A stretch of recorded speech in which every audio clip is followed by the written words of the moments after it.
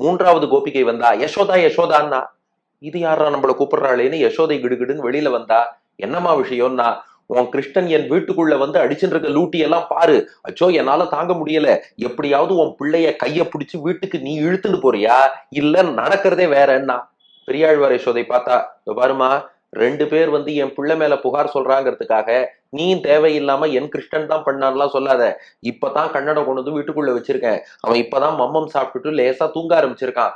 என்னம்மா இது, யார் வீட்டுல எந்த தப்பு நடந்தாலும் என் பிள்ளைதான் சொல்லிட்டு இருக்கே அப்படின்னு நாளாம் பெரியாழ்வார் யசோதை. அவ சொல்றா, பாலை கறந்து பாத்திரத்துல அடுப்புல வச்சு அந்த அடுப்பு மூட்டை நெருப்பு வேணும்னு வெளியில போகும்போது நம்ம தீ மூட்டித்தானே அடுப்பை ஏற்ற வேண்டும். அந்த காலத்துல ஒரு வழக்கம் உண்டு. வீட்டுல அடுப்பு மூட்டணும்னா தாங்களா நெருப்பை உண்டாக்கி தாங்களா தீ மூட்டி அடுப்பு மூட்ட மாட்டாளாம். அக்கம் பக்கத்துல யாராவது நல்ல வேதம் படிச்சவா தினந்தோறும் அக்னிஹோத்திரம் பண்ணிட்டு இருக்கான்னா அந்த அக்னிஹோத்திர அக்னியிலிருந்து ஒரு துளி வாங்கிட்டு வந்து அந்த நெருப்பை கொண்டு அடுப்பை மூட்டுவார்களாம். இந்த பெண்ணும் அதைத்தான் பண்ணாலாம். பெரியாழ்வார் யசோதை சொன்னா, அம்மா நீ என்ன சொல்ல வரேன்னு புரிஞ்சுடுத்து.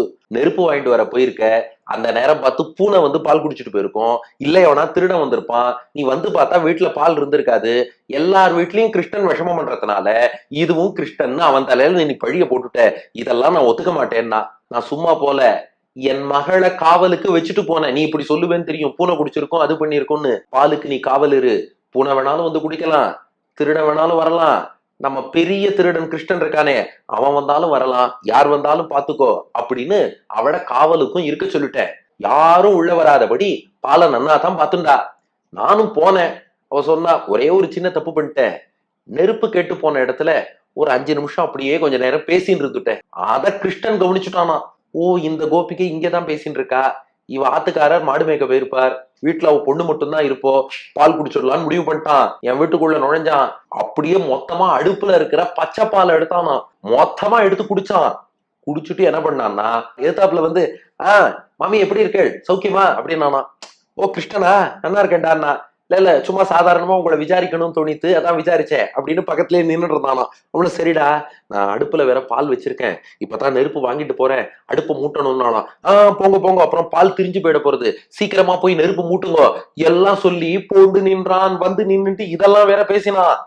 வீட்டுக்குள்ள போய் பார்த்தேன். உள்ள போய் பார்த்ததுக்கு அப்புறம் தான் என் பொண்ணு சொல்றா, கிருஷ்ணன் வந்தான், மொத்த பாலையும் குடிச்சிட்டு போயிட்டாங்கிறா. பொண்ணு கிட்ட கேட்டேன், ஏன்டி என்னடி பண்ணிட்டு இருந்தேன்னு கேட்டேன். அவ சொன்னா, நான் என்ன பண்றது, திடீர்னு அடுப்புல குதிச்சான், அப்படியே சாச்சு குடிச்சுட்டான். நிறுத்துன்னு நான் சொல்றதுக்குள்ள பாலே காலி எடுத்து, அதுக்கப்புறம் பேசி என்ன பண்றதுன்னு என் பொண்ணு சொல்றா. யசோதா, உன் புள்ள சரியில்லை, ஒழுங்கா அவனை கண்டிச்சு வைனா.